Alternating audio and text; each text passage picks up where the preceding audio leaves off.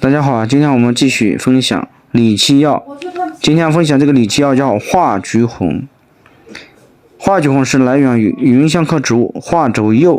或者是柚未成熟或者是近成熟的这个果实的它的外皮啊，它的外皮入药的，果皮入药的哈。它这个化橘红呢，前面的这个化实际上是取自于它这个产地叫化州啊，而且化州产的这个橘红呢，它这个效果可能要比普通的这种橘红效果要好得多，所以它单拎出来叫化橘红。化橘红的性味归经，它是辛苦温归肺脾胃经。性能特点啊，因为它辛嘛啊，所以辛香温散，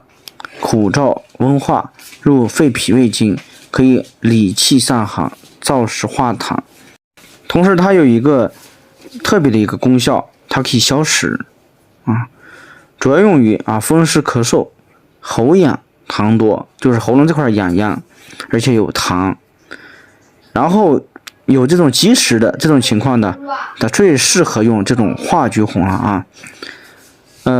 归纳起来功效呢，化橘红是理气散寒啊，燥湿化痰消食，这是它的功效。对应的主治病症呢，可以用于风寒咳嗽、喉痒痰多、食积伤久啊，有积食啊，有这种就是喝的酒多了啊，都可以用这种化橘红。用法用量：内服煎汤3到6克。使用注意啊，本品呢辛香温燥，容易耗气伤阴，所以有这种内有湿热的这种情况要慎用。另外有气虚的、阴虚燥渴的也不能使用，因为它容易耗气伤阴啊。好，化橘红呢就讲到这里啊，感谢大家观看。